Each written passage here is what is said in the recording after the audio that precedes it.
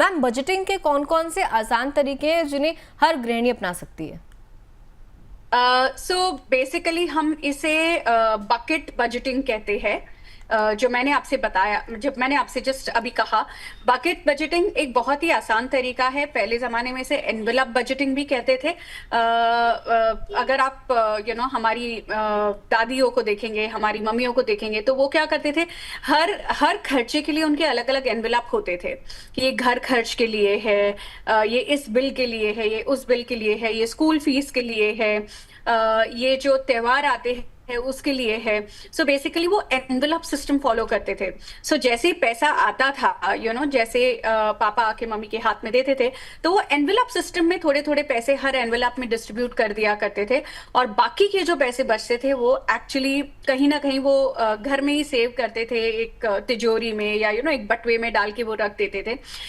But वही modern तरीके से अभी हम कर सकते हैं, बिकॉज अभी हम डिजिटल वर्ल्ड में रहते हैं। बैंक अकाउंट्स है, अभी हम सारे ईएमआईज वगैरह, आपके सारे खर्च गूगल पे से ज्यादा जाते हैं, क्रेडिट कार्ड से ज्यादा जाते हैं। तो उसी तरीके से हम सिस्टम फॉलो कर सकते हैं। जैसे पहले एनवेलप सिस्टम हुआ करता था, उसी को फॉलो कीजिए, बट थोड़ा सा डिजिटल वे में। थोड़ा सा डिजिटल में। और मैम, जो महिलाएं जो हैं थोड़ी कम पढ़ी लिखी हैं, उतना एक्सपोजर नहीं है, उन्हें किस तरीके के जो है हैक्स अपनाने चाहिए? जो अगर उनको मतलब जो कम पढ़े लिखे हैं उनके लिए एनवेलप सिस्टम बेस्ट है। उनको जो कैश आता है 4 या 5 अलग अलग एनवेलप बना दीजिए। ये मेरे बचत का एनवेलप है, ये मेरे घर खर्च का एनवेलप है, ये मेरे बच्चों की पढ़ाई का खर्च है, और ये कुछ भी जो इमरजेंसी फंड है, जो पता नहीं सडनली कुछ खर्चे आ जाते हैं, घर में कुछ लीकेज हो गया, कुछ रिपेयरिंग आ गया, वो सब भी हमें साइड पे रखना पड़ता है। सो बेस्ट वो इस तरीके से अपना सिस्टम फॉलो कर सकते हैं। और टू बी ऑनेस्ट, मेरे पास एक महिला आई थी, आज से 2 साल पहले की बात है। वो आए थे ये कहकर कि हमारे पास कुछ भी पैसे नहीं बचते। मतलब उनके हस्बैंड उनको जो रेगुलर ट्रैवलिंग के लिए पैसे लगते थे वो रख के बाकी सारा पैसा दे देते थे, और सारा पैसा घर खर्च में यूज हो जाता था। तो उन्होंने कहा पैसे तो बचते ही नहीं, मैं बचत कहाँ से करूं। तब हमने ये एनवेलप सिस्टम उनको बताया और उन्होंने वो मैनेज किया। और हमने उनसे कहा कि आपको एक ही चीज करनी है, हर महीने सिर्फ 1000 रुपए बचाने। तो उन्होंने शुरुआत की। फर्स्ट मंथ में नहीं हो पाया, वापस वो आके मुझसे मिले, वापस से बैठ के हमने बजटिंग करी, एनवेलप सिस्टम किया। सेकेंड मंथ में उन्होंने 1000 सेव किया। फिर तीसरे महीने में उन्होंने 2000 किया। और ये जब शुरू किया, आज से कुछ सालों पहले की बात कर रही हूँ, नाउ शी कैन बाय हर महीने वो आधा ग्राम गोल्ड की गिनी थोड़ी थोड़ी करके जमा करती गई, और अभी उसके पास एक साइजेबल चंक जमा हो गया है।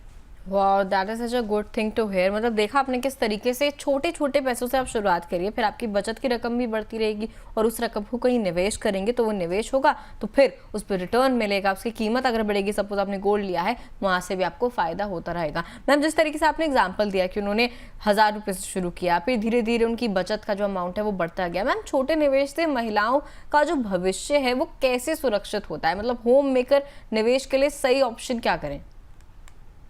सबसे पहले अभी म्यूचुअल फंड जो एक बेस्ट तरीका है, बिकॉज मैंने क्या देखा है ना, कि बहुत सारी महिलाएं जो है वो कैश को घर में रखती है और वो समझती है कि ये मेरी बचत है। कभी कभार आरडी वगैरह में इन्वेस्ट कर देते हैं। बट सबसे पहले अगर मैं एग्जांपल दूं कि मान के चलिए आज आपने 1000 रुपए बचाए और आपने अपनी अलमारी में रख दिए वो 1000 रुपए।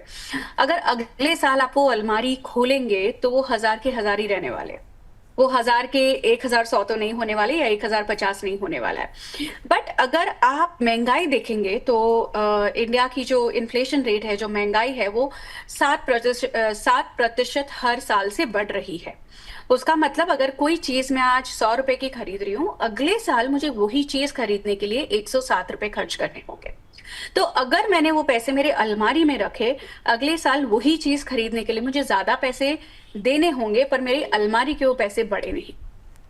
सो बहुत जरूरी है कि आपकी जो बचत है उसे आप सही तरीके से निवेश करें, सही तरीके से आप उसे इन्वेस्ट करें।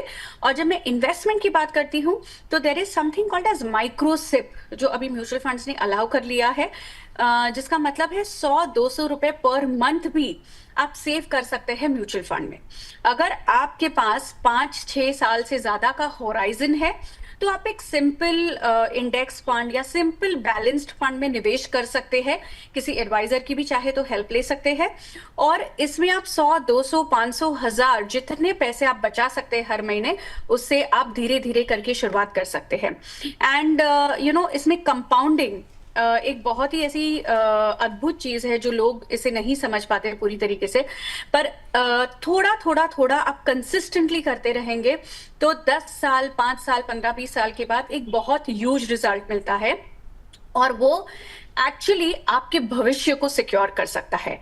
आज भले वो 500 या 1000 रुपए हो, पर 10 साल बाद वो लाखों में कन्वर्ट हो जाएंगे।